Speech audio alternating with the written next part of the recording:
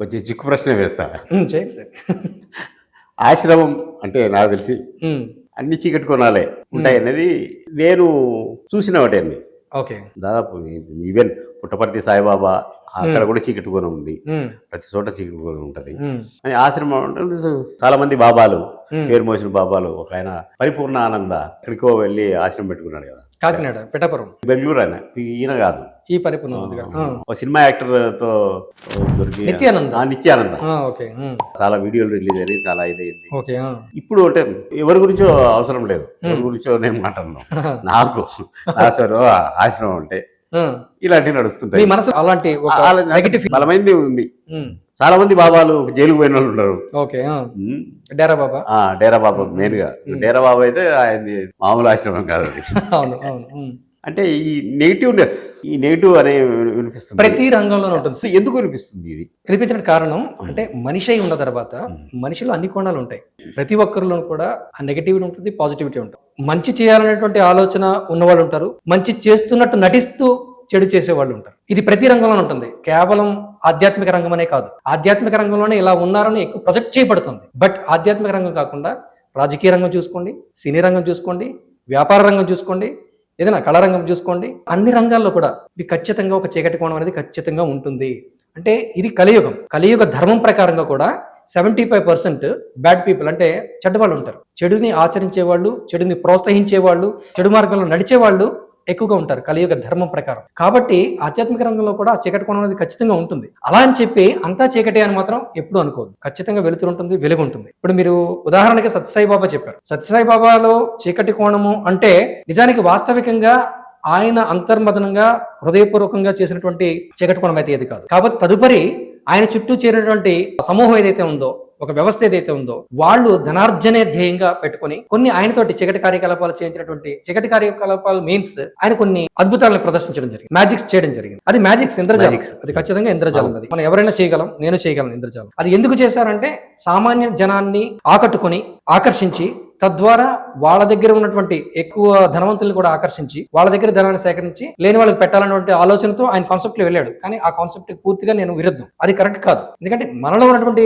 ఆధ్యాత్మిక శక్తి ఏదైతే ఉందో, సత్య శక్తి ఏదైతే ఉందో, ధర్మశక్తి ఏదైతే ఉందో దాన్ని నేరుగా పంచిపెట్టాలి. కానీ ఆర్థిక శక్తికి ఆధ్యాత్మిక శక్తికి ముడి పెట్టకూడదు. కానీ ముడి పెట్టబడుతోంది కాబట్టి చీకటి కోణం అనేది మీకు వినిపిస్తుంది. చాలా మంది నటించవచ్చు, వేషగాళ్ళు ఉండొచ్చు, మోసగాళ్ళు ఉండొచ్చు. అలా అని చెప్పేసి నేను కూడా అదే కోవలోకి వెళ్తాను అంటే ఖచ్చితంగా కాదు. ఎందుకంటే 15 సంవత్సరాల నా జీవన ప్రయాణం ఇది, ఆధ్యాత్మిక జీవనంలో నా ప్రయాణం. నా వయసు ఇప్పుడు 49 సంవత్సరాలు. ఈ దేహానికి, ఆత్మకి కాదు. ఆత్మకి కోటాను కోట్ల సంవత్సరాలు, అది అనంతం, ఎప్పుడు ఉంటుంది, నిరంతరం ఉంటుంది. కాబట్టి నాకు అనేది వయసు లేదు, కానీ నా దేహానికి వయసు ఉంది. ఈ దేహానికి 49 సంవత్సరాలు. అలా ఈ దేహంలో ఉన్నప్పుడు కూడా ఇప్పటి వరకు నేను, నా పరిసరాల్లో ఉన్నటువంటి వాళ్ళు, నా సంబంధికులు కానీ, స్నేహితులు కానీ, వాళ్ళ ద్వారా కూడా మీరు తెలుసుకోవచ్చు ఏదైనా తప్పుడు మార్గంలో నడిచాడా, తప్పుడు విధానంలో చేశాడా, లేకపోతే డబ్బు కోసమే ఆధ్యాత్మిక రంగం ముసుగు వేసుకుని బాబా వేషంలో వచ్చాడా అని మీరు కూడా ప్రశ్నించవచ్చు, తెలుసుకోవచ్చు, పరిశోధించవచ్చు. అలాంటిది ఇప్పటి వరకు ఏది కూడా లేదు. 49 ఏళ్లలో నేను చాలా వరకు నేను వ్యాపార రంగంలో వ్యవసాయంగా చదువుకుంటూ, తర్వాత కళారంగంలో పనిచేసి, తర్వాత జర్నలిస్ట్ గా పనిచేసి, వార్తాపత్రికలో పనిచేసి చేయడం జరిగింది. ఇవన్నీ కాకుండా ఆధ్యాత్మిక రంగంలో వచ్చే 15 సంవత్సరాలు అయింది. ఈ 15 ఏళ్లలో కూడా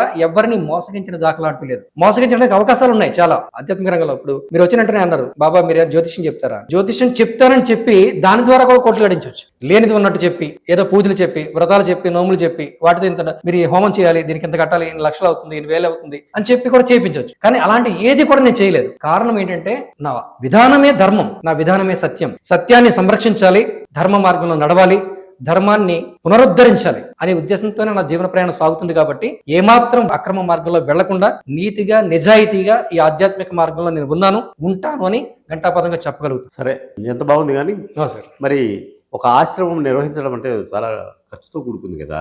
అవును. మరి ఎట్లా మీకు ఫండ్స్, మీరు ఎవరి దగ్గర తీసుకోలేదు, డొనేషన్లు అవి ఎలా మరి మీరు దాన్ని నడపగలుగుతున్నారు? మొదటి నుంచి కూడా నేను పూర్తిగా ఇదే మాటని అడిగారు. నేను రిజైన్ చేసేటప్పుడు కూడా, నేను వార్తా సంస్థ నుంచి రిజైన్ చేసేటప్పుడు, ఒకవేళ నీకు ఏదైనా అవ్వకపోతే, వర్కౌట్ అవ్వకపోతే మళ్ళీ వెనక్కి రావచ్చు, ఎనీ టైం మీకు అవకాశం ఉంటుంది, ఎప్పుడైనా మీరు జాబ్ లో జాయిన్ అవ్వచ్చు అని సార్ మా ఎండి గారు చెప్పారు, నాకు వైస్ చైర్మన్ గారు కూడా. కానీ నాకు అప్పుడే అనిపించింది, నా దగ్గర ఖచ్చితంగా డబ్బులు లేవు, 25,000 రూపాయలు అప్పు ఉంది నాకు ఆ రోజు. అయినా సరే కాదు, నేను పరంధామునితో ఉన్నాను, పరమేశ్వరుని శక్తితో ఉన్నాను, దివ్యశక్తి నాకు సహకరిస్తుంది, నేనే దివ్యశక్తి అయి ఉన్నాను అనే నమ్మకంతో విశ్వాసంతో మొదలు పెట్టాను. ఈ రోజు వరకు కూడా నాకు ఏ రోజు కూడా లోటు లేదు. అలా అని చెప్పి లక్షలు నా దగ్గర బ్యాంక్ బ్యాలెన్స్ లేదు, కానీ ప్రతి కార్యక్రమం కూడా నడుస్తుంది. నేను ప్రయాణిస్తున్నటువంటి మార్గానికి ఎక్కడ కూడా అవరోధం కలగలేదు. చేతిలో రూపాయలు లేనప్పుడు కూడా ఏదో ఎవరో ఒకరు వచ్చి సహకరిస్తూ తీసుకెళ్లిపోతూ ఉంటారు, చేస్తూ ఉంటారు. ఇక్కడ రావడానికి కూడా మీరు ఎప్పటి నుంచో రమ్మంటున్నారు, కానీ రావడానికి కూడా అవ్వలేదు. అంటే ఆ సమయం కుదరలేదు, లేకపోతే ఆర్థికంగా సహకారం కుదరలేదు. నేను నాకు అనుకోకుండా వచ్చేసాను. అలా అంటే మన ఏ సమయంలో ఎప్పుడు ఎక్కడికి వెళ్ళాలో అనేది కూడా విశ్వమే నిర్ణయిస్తుంది అని విశ్వానికి మనం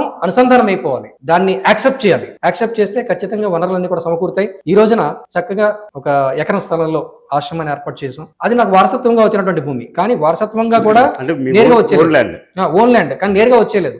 దానికి కూడా కోర్టులో నేను ఫైట్ చేసి తీసుకురావాల్సి వచ్చింది. దానికి ఆ ఫైట్ కూడా నా చేతిలో రూపాయి లేకుండానే ఫైట్ చేయగలిగాను. ఈ రోజున వచ్చింది ఎకరం భూమి అంటే ఈ రోజున 2 కోట్ల రూపాయలు ఆస్తి, అది నిలబెట్టుకోగలిగాం. అక్కడే చక్కగా నేను కూర్చోడానికి ఒక తాటాకు చాప వేసుకొని, తాటాకు చాప కూడా కాదు, ఎండిపోయిన తాటాకు వేసుకొని తాటాకు మీద కూర్చునివ్వండి అక్కడ. అలాంటిది ఈ రోజున చక్కగా బిల్డింగ్ కట్టుకుంది. ఎలా వచ్చింది డబ్బు అంటే ఎవరిని మోసగించలేదు, ఎవరిని పూజల పేరుతోటి నేను అడగలేదు, కానీ నాకు విశ్వం సహకరించింది. ఎలా అంటే ఇంటర్నెట్ లో నాకు పరిచయాలు ఎక్కువ, ఫేస్బుక్ లో నాకు పరిచయాలతోటి లండన్ నుంచి ఒక వ్యక్తి నాకు పరిచయం అయ్యారు. ఆయన వచ్చి నాకు సపోర్ట్ చేశారు. 3 సార్లు వచ్చారు నా దగ్గరికి. ఆయన యోగాలో ఉన్నటువంటి మెళకువలు అవి తెలుసుకోవడం కోసం, నేర్చుకోవడం కోసం వచ్చి ఫ్రాన్స్ లో ఆయన రిట్రీట్ సెంటర్ ఒకటి ఏర్పాటు చేశారు. అక్కడ ఆయన క్లాసులు ఏర్పాటు చేయడం కోసం, నేర్చుకోవడం కోసం నా దగ్గరికి వచ్చారు. వచ్చి ఆయన నాకు ఆర్థికంగా సపోర్ట్ చేశారు. ఆ రకంగా నేను ఆశ్రమం నిలబెట్టడం జరిగింది.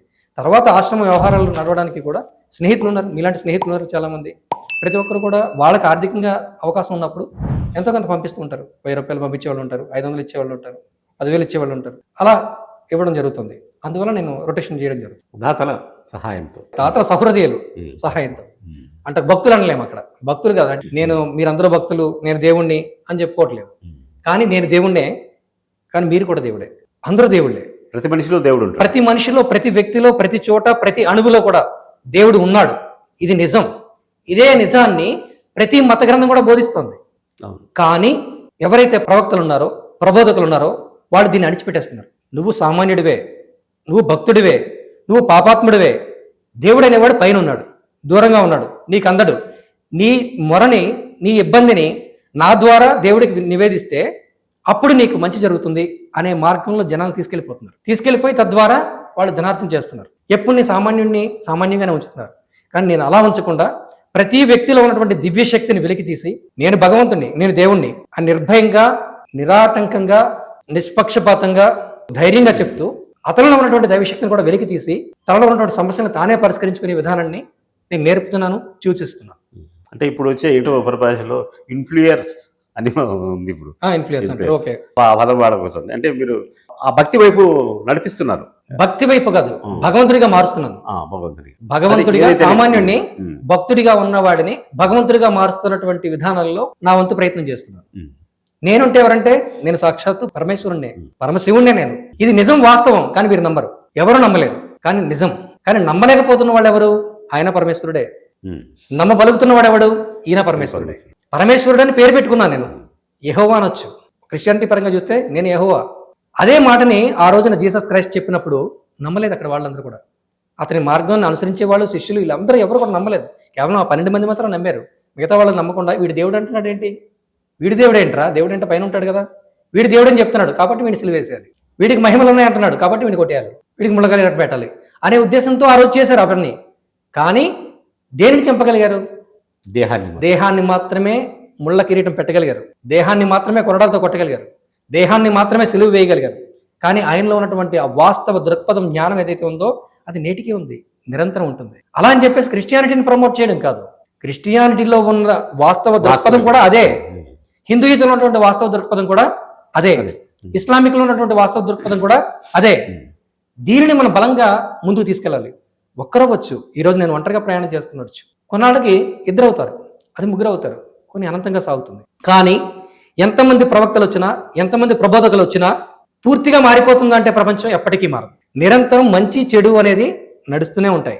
మంచి ఉన్నప్పుడు చెడుకు గుర్తింపు ఉంటుంది, చెడు ఉన్నప్పుడు మంచికి గుర్తింపు ఉంటుంది. ఈ చెడుకి మంచికి నిరంతరం యుద్ధం జరుగుతూనే ఉంటుంది. అయితే యుద్ధం జరిగే స్థాయి మాత్రం యుగ ధర్మం ప్రకారం మారుతూ ఉంటుంది. కృతయుగంలో 4 వంతులు ధర్మం మాత్రమే ఉంటుంది, అప్పుడు చెడు ఉండదు. ఉన్నా సరే అణగారిపోయి ఉంటుంది, అణగారిన స్థితిలో ఉంటుంది. తర్వాత త్రేతాయుగం వచ్చేసరికి 1 వంతు మేలుకుంటుంది, 3 వంతులు మంచి ఉంటుంది. ద్వాపరయుగం వచ్చేసరికి 2 వంతులు చెడు మేలుకుంటుంది. కలియుగం వచ్చేసరికి 3 వంతులు చెడు మేలుకుంటుంది. అంటే మంచి అణగారిపోతుంది. కానీ 1 వంతు మాత్రం ఖచ్చితంగా ఉంది.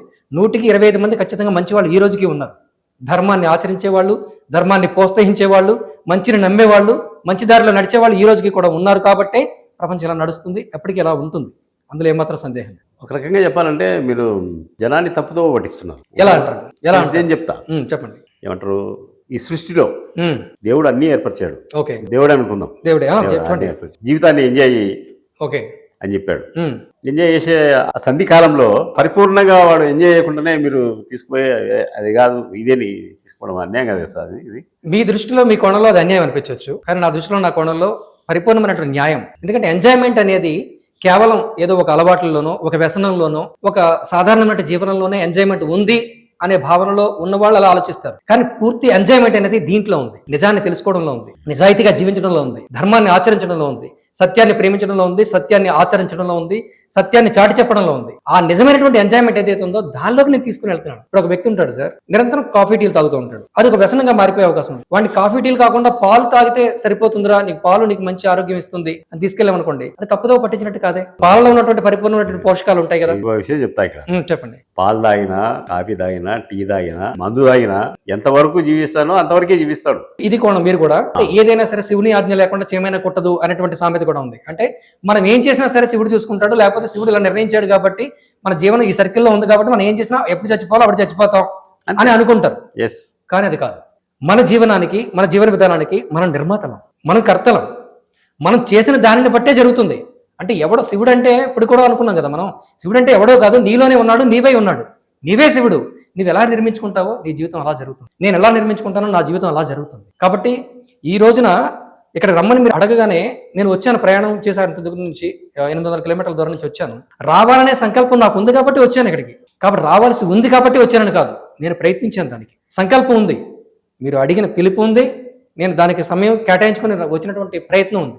కాబట్టి జరగడం ఎలాగో జరుగుతుందని అనుకోలేదు. కాకపోతే ఖచ్చితంగా వ్యక్తి తాలూకా ప్రయత్నం అనేది చాలా ముఖ్యం. ప్రయత్నం లేకుండా ఏది జరగదు. ప్రయత్నం అంటూ ఉండాలి. సరే, చేసేది దేవుడే కదంటే, చేస్తున్నది దేవుడే కదా. దేవుడే నేనే ఉన్నాను, అది మంచి మార్గంలో ఉన్నప్పుడు దేవుడు. మళ్ళీ దేవుడైనా దెయ్యమైనా రెండు ఒకటే. అంతర్గతంగా చూసుకుంటే ప్రధానమైనటువంటి స్థాయిలోకి వెళ్ళిపోతే రెండు ఒకటే. అంటే ఒకటి తప్ప ఇంకేం లేదండి, ఒకటే అనంతం అవుతుంది. దేవుడు దెయ్యము రెండు ఒకటిగా ఉన్నప్పుడు, అంటే స్థాయిని బట్టి, విధానాన్ని బట్టి, ఆ సందర్భాన్ని బట్టి, సమయాన్ని బట్టి ఒకసారి దెయ్యంగా పరిణమిస్తుంది, ఒకసారి దేవుడిగా పరిణమిస్తుంది. రావణ బ్రహ్మలో ఉన్నది, రాముల్లో ఉన్నది ఒకటే శక్తి. కానీ రావణ బ్రహ్మ అక్కడ పతనమయ్యాడు, రాముడు కొనియాడబడుతున్నాడు. కారణం ఏంటంటే ఆ రావణ బ్రహ్మ అనేటువంటి దేహంలో ఉన్నప్పుడు ఆ శక్తి తీసుకున్నటువంటి నిర్ణయాలు వేరు, రాముడు అనే దేహంలో ఉన్నప్పుడు తీసుకున్నటువంటి నిర్ణయాలు వేరు. ఆ తీసుకున్న నిర్ణయాలను బట్టే ఒకరిని మంచిగా, ఒకరిని చెడుగా చూపించబడింది. నిజానికి ఒకటే శక్తి. కాబట్టి వాడు ఉన్నా, తాగినా, తిరిగినా ఎలాగో చచ్చిపోతాడు కదా, ఈ రోజున చావాలి, రేపైనా చావాలి కదా, తాగితే ఏముంది అని అడుగుతున్నారు మీరు. అది మీరు చేస్తారని కాదు, మీరు అడుగుతున్నారు, సామాన్యుడిగా ఉన్నటువంటి విధానాన్ని అడుగుతున్నారు. కానీ అది ఖచ్చితంగా మనం తీసుకునే నిర్ణయాలను బట్టి, చేసే పనులు బట్టి, తీసుకునే ఆహారాన్ని బట్టి, మన వ్యవహారాన్ని బట్టే మన జీవితం నిర్దేశించబడుతూ ఉంటుంది సార్. కరెక్టే. కానీ ఇప్పుడు తత్వగీతాల్లోకి వెళ్తే జిందగీ కిరాయి గర్హే, కిరాయి గర్హే, ఎప్పుడైనా నువ్వు ఖాళీ చేసి వెళ్ళిపోవాల్సిందే. అద్దె కదే, ఖాళీ చేసి వెళ్ళిపోవాల్సిందే. అవును. క్రిస్టియానిటీ తీసుకుంటే అలాంటిదే ఒక పాట ఉంటుంది. హిందూయిజంలో తత్వగీతాలు. అవును. ఇల్లు ఇల్లు అంటావు, ఇల్లాలు అంటావు, నీళ్ళు ఎక్కడే చిలక, అల్లంత దూరాన వల్ల కాటిలోన నీ ఇల్లు ఉన్నదే చిలక. అది ఇంత తత్వగీతాలు. అంటే ఏం లేదురా మనిషి జీవితం నీటి మీద బుడగలాంటిది. అవును. తప్పన ఎప్పుడైనా పోవాల్సిందే. కరెక్ట్. ఇప్పుడు ప్రేమాభిషేకం సినిమాలో ఒక డైలాగ్ ఉంటుంది, జయసుతో అక్కినేని నాగేశ్వరరావు ఉంటాడు, మరణం ఎప్పుడు మనతోనే ఉంటుంది, కొన్నిసార్లు ముందుంటుంది, కొన్నిసార్లు వెనక్కి ఉంటుంది, కొన్నిసార్లు పక్కన ఉంటుంది. అది కూడా తత్వమే. అంటే సినిమాలో కాబట్టి అది బాగా అయింది. ఇంత తత్వం తెలిసిన మనిషి ఎందుకు ఇంత ఉబలాట పడతాడు? ఉరకాలి ఉరకాలి, ఇది కావాలి, అది కావాలి, ఇది కావాలి, పెద్ద మేడ కట్టాలి, భూములు కావాలి, ఇవన్నీ ఏంటి స్వామి? నాకు అర్థమే కాదు అసలు. కల్పన, స్వయం కల్పన. నారుడే నారాయణుడు, నారాయణుడే నరుడు. కానీ ఎందుకు చెప్పుకుంటున్నాం? ఒక విధానం, ఒక దేహం అంటూ ఏర్పడింది కాబట్టి కదా. ఇక్కడ శూన్యంగా ఉన్నప్పుడు ఏది లేదు కదా. ఇదే స్థలంలో ఈ ఆఫీస్ బిల్డింగ్ లేనప్పుడు శూన్యంగా ఉండేది, చెట్లు తుప్పలు ఉండేవి. కానీ ఈ రోజు ఒక బిల్డింగ్ ఏర్పడింది, ఒక లైటింగ్స్ ఏర్పడ్డాయి, ఒక స్టూడియో ఏర్పడింది, మీరు నేను కూర్చొని మాట్లాడుకుంటున్నాం. చేసాం కాబట్టే కదా. చేయకపోతే ఏదీ లేదు. కాబట్టి ఏదో ఒకటి చేస్తూ ఉండాలి. జన్మ వచ్చింది ఎందుకు? కర్మ కోసం. కర్మే జన్మకి కారణం అంటారు కదా. అంటే మనం చేసిన దాన్ని బట్టే జన్మ ఉంటుంది. కాబట్టి ఏదీ లేకుండా ఉన్నప్పుడు నిరామయంగా ఉంటాం. పరమేశ్వరుడు కూడా చేయాలనుకోకపోతే నిరామయంగా శూన్యంలోనే ఉంటుంది.